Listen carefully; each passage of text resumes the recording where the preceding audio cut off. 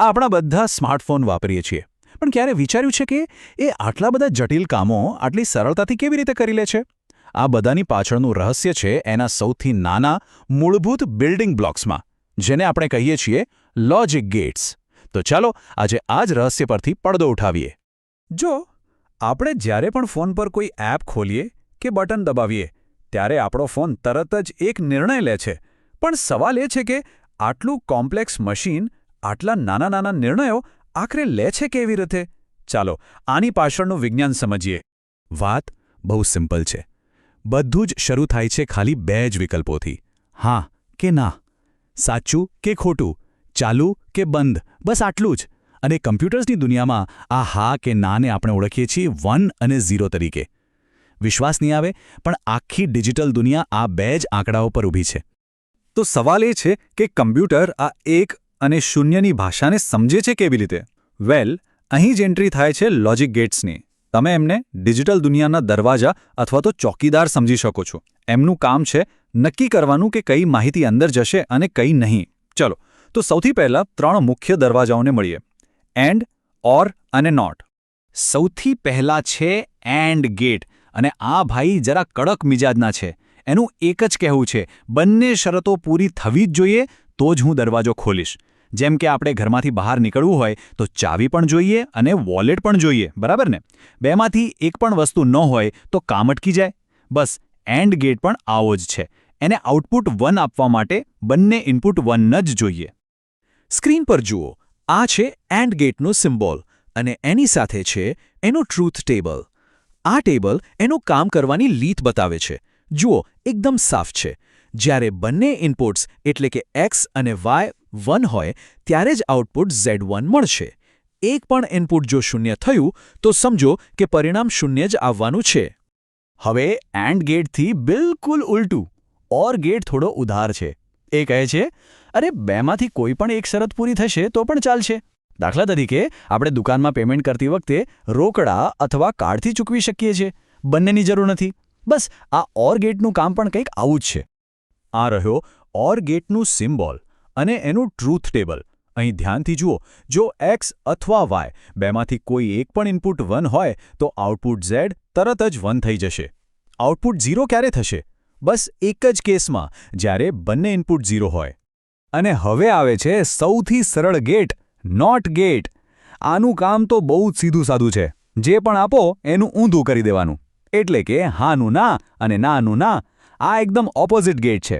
એને 1 આપો તો એ 0 આપશે, અને 0 આપો તો એ 1 આપશે. બસ આટલું જ. એનો સિમ્બોલ પણ એના કામ જેવું જ સિમ્પલ છે. એક ત્રિકોણ અને એની આગળ એક નાનકડું ગોળ. અને એનું ટ્રુથ ટેબલ જુઓ, એકદમ નાનું અને સ્પષ્ટ.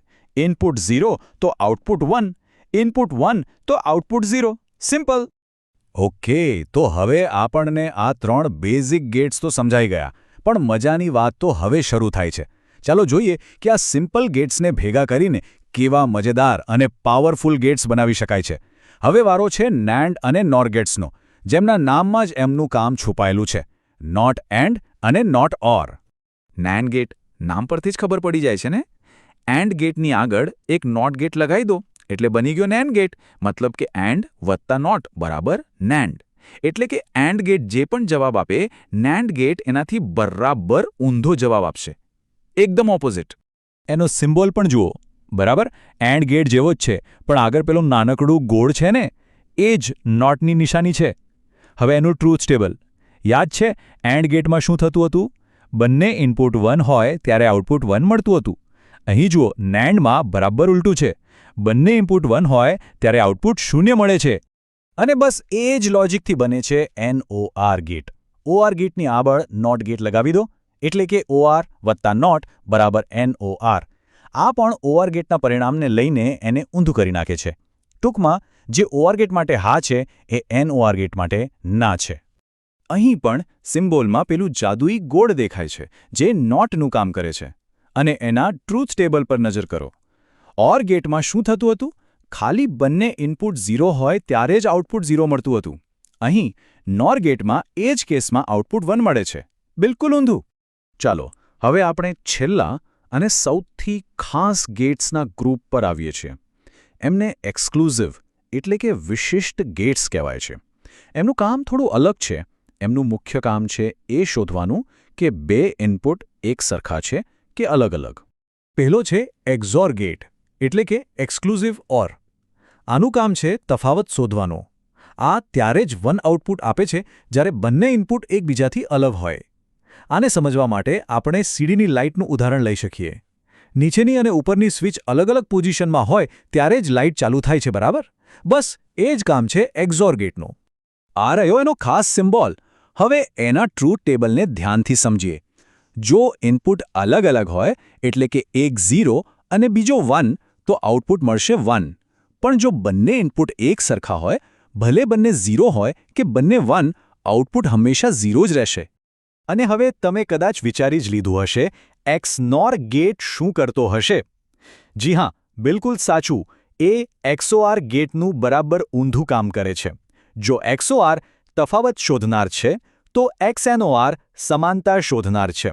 એટલે કે જ્યારે બંને ઇનપુટ એક સરખા હોય ત્યારે જે 1 આઉટપુટ આપશે. એના સિમ્બોલમાં પણ XORની સાથે પેલું નોટવાળું ગોળ દેખાય છે. અને એનું ટ્રુથ ટેબલ જુઓ, એકદમ સ્પષ્ટ છે. બંને ઇનપુટ સરખા તો આઉટપુટ 1, બંને ઇનપુટ અલગ તો આઉટપુટ 0.